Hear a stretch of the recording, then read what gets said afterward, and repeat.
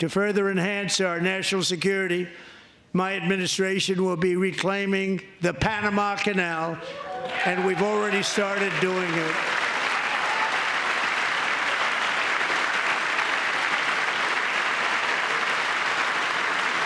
Just today, a large American company announced they are buying both ports around the Panama Canal and lots of other things having to do with the Panama Canal and a couple of other canals.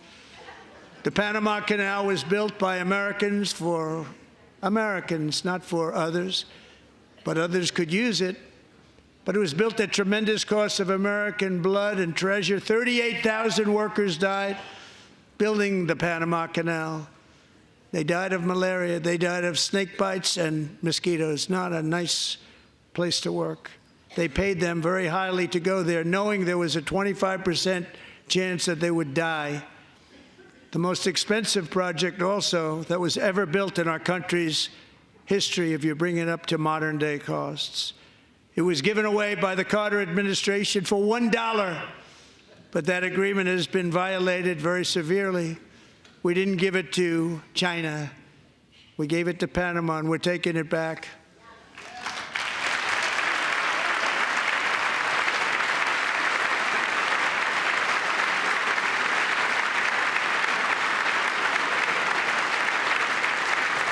And we have Marco Rubio in charge. Good luck, Marco. Now, we know who to blame if anything goes wrong. Marco's been amazing, and he's going to do a great job. Think of it. He got 100 votes. You know, he was approved with actually 99, but the 100th was this gentleman, and I feel very certain. So let's assume he got 100 votes. And I'm either very, very happy about that or I'm very concerned about it. But he's already proven. I mean, he's a great gentleman. He's respected by everybody, and we appreciate you voting for Marco. He's going to do a fantastic job. Thank you. Thank you. He's doing a great job. Great job. And I also have a message tonight for the incredible people of Greenland. We strongly support your right to determine your own future. And if you choose, we welcome you into the United States of America. We need Greenland for national security and even international security, and we're working with everybody involved to try and get it. But we need it really for international world security, and I think we're going to get it. One way or the other, we're going to get it. We will keep you safe. We will make you rich, and together we will take Greenland to heights like you have never thought possible before. It's a very small population, but very, very large piece of land and very, very important for military security. America is once again standing strong against the forces of radical Islamic terrorism. 3.5 years ago, ISIS terrorists killed 13 American service members and countless others in the Abbey Gate bombing during the disastrous and incompetent withdrawal from Afghanistan. Not that they were withdrawing, it was the way they withdrew. Perhaps the most embarrassing moment in the history of our country.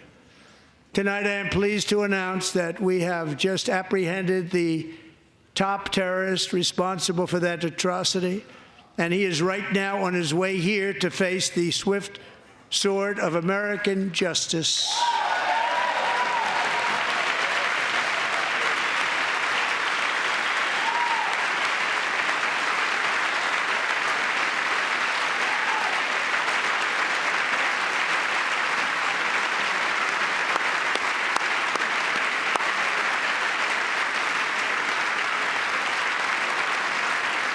And I want to thank especially the government of Pakistan for helping arrest this monster.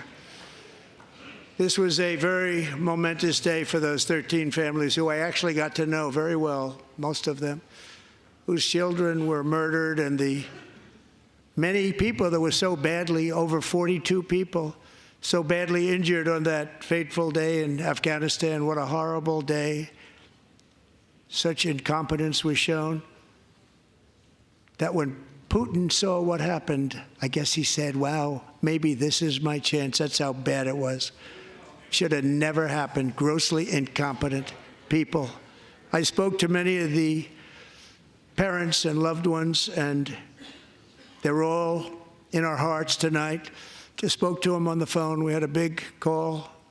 Every one of them called, and everybody was on the line, and they did nothing but cry with happiness. They were very happy, as happy as you can be under those circumstances. Their child, brother, sister, son, daughter was killed for no reason whatsoever. In the Middle East, we're bringing back our hostages from Gaza. In my first term, we achieved one of the most groundbreaking peace agreements in generations, the Abraham Accords.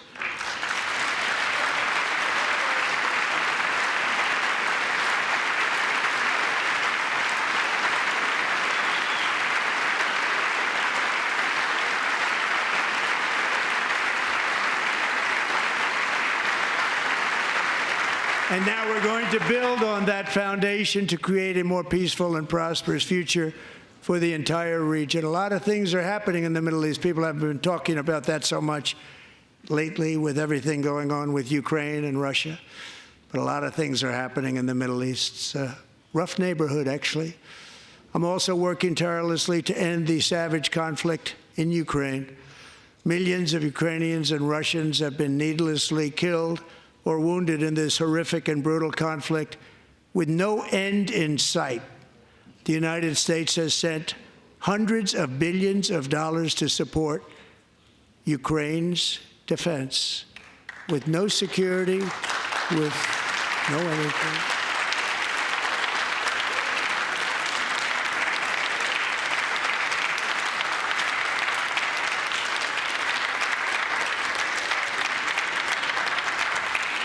Do you want to keep it going for another 5 years? Yeah, you would say Pocahontas says yes.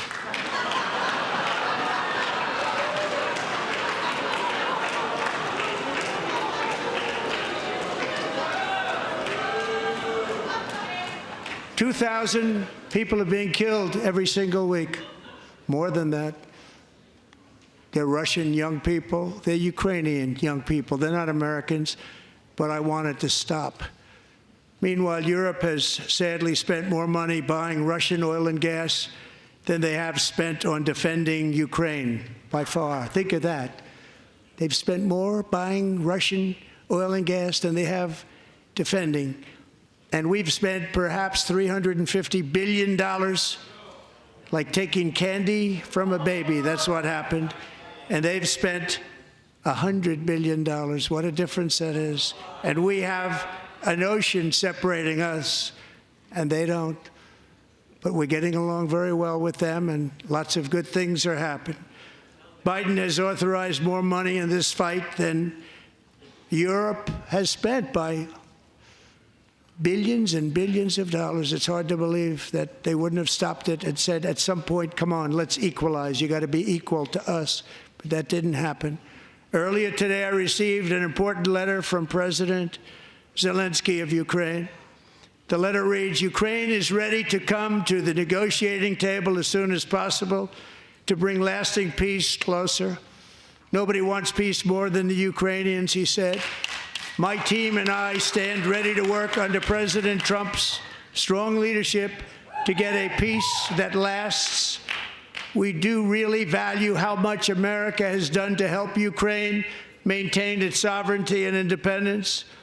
Regarding the agreement on minerals and security, Ukraine is ready to sign it at any time that is convenient for you. I appreciate that he sent this letter, just got it a little while ago.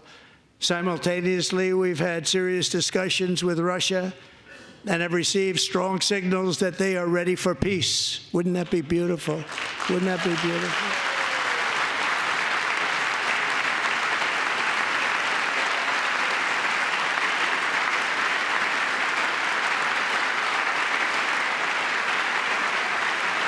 Wouldn't that be beautiful?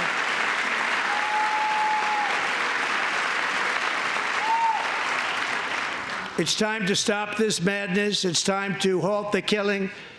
It's time to end this senseless war. If you want to end wars, you have to talk to both sides.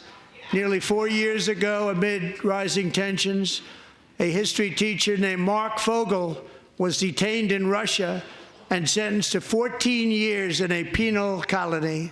Rough stuff. The previous administration barely lifted a finger to help him. They knew he was innocent, but they had no idea where to begin. But last summer, I promised his 95-year-old mother, Malphine, that we would bring her boy safely back home. After 22 days in office, I did just that, and they are here tonight.